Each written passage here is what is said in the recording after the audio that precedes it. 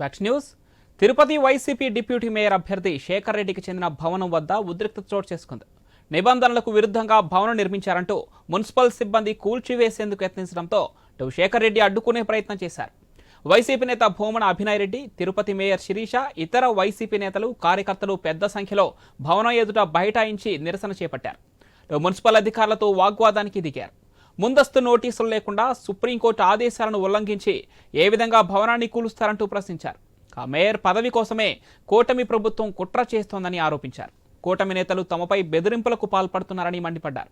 సమాచారం అందుకున్న పోలీసులు అక్కడికి చేరుకొని వైసీపీ నేతలను అదుపులోకి తీసుకునే ప్రయత్నం చేశారు.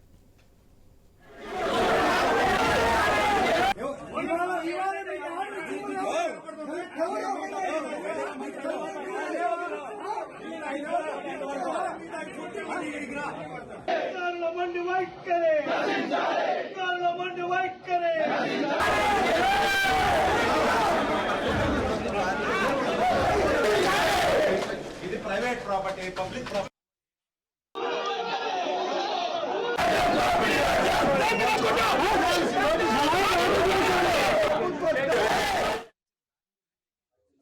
వైఎస్ఆర్ కాంగ్రెస్ పార్టీకి క్లియర్ అండ్ అబ్సల్యూట్ మెజారిటీ ఉన్నప్పటికీ ఆ పార్టీ అభ్యర్థి గెలవకూడదు. ఎవరు అభ్యర్థిగా వచ్చినా ఆ అభ్యర్థి యొక్క ఆస్తుల మీద ప్రభుత్వం ఒత్తిడి పెట్టి ఆయన్ను, ఆయన కుటుంబ సభ్యుల్ని ఇబ్బందులకు గురి చేసేనా ఉపసంహరింపజేయాలన్న ఆలోచనకు తెలుగుదేశం పార్టీ కూటమి ప్రభుత్వం వచ్చిందన్న విషయాన్ని మేము తెలుసుకున్నాం. మా అభ్యర్థిగా శేఖర్ రెడ్డి గారిని 2 రోజుల కిందట పార్టీ ప్రకటించడం జరిగింది. ఆయన కుటుంబ సభ్యులకు ఫోన్లు చేసి మీరు పోటీలో ఉంటే మీ మీద భవిష్యత్తులో మేము పెద్ద ఎత్తున దాడులు చేయిస్తాం.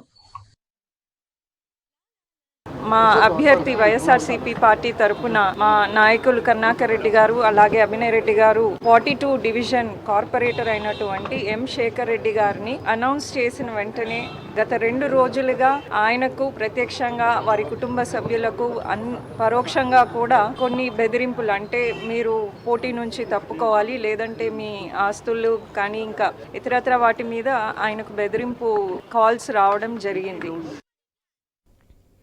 తిరుపతి వైసీపీ డిప్యూటీ మేయర్ అభ్యర్థి శేఖర్ రెడ్డి భవనాలను మున్సిపల్ అధికారులు కూల్చే ప్రయత్నం చేయడంపై మాజీ ఎమ్మెల్యే భూమన కరుణాకర్ రెడ్డి తీవ్ర స్థాయిలో మండిపడ్డారు. మెజారిటీ లేకుండా కూటమి ప్రభుత్వం డిప్యూటీ మేయర్ పదవిని గెలిచే ప్రయత్నాలు చేస్తుందని ఆరోపించారు. ప్రభుత్వానికి వ్యతిరేకంగా ఉన్న కార్పొరేటర్లపై బెదిరింపులకు పాల్పడుతోందని విమర్శించారు. వైసీపీ నేతల ఆస్తుల జోలికొస్తే పరిణామాలు తీవ్రంగా ఉంటాయని హెచ్చరించారు. తాము అధికారంలోకి వస్తే లెక్కలతో సహా కూటమి నేతల ఆస్తుల సంగతి తేలుస్తామన్నారు. అధికారులు కూటమి నేతల వలలో పడకుండా ప్రజాస్వామ్యబద్ధంగా వ్యవహరించాలన్నారు.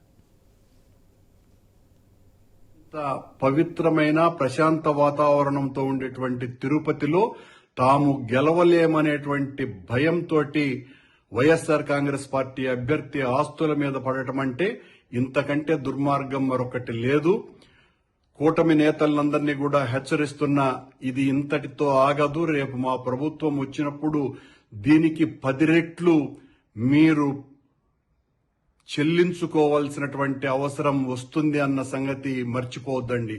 ఈ ప్రశాంత నగరాన్ని చెడగొట్టద్దండి. ఈ రకంగా మీరు గెలవలేరని తెలిసి కూడా అభ్యర్థిని నిలబెట్టాలనేటువంటి ప్రయత్నమే తప్పు.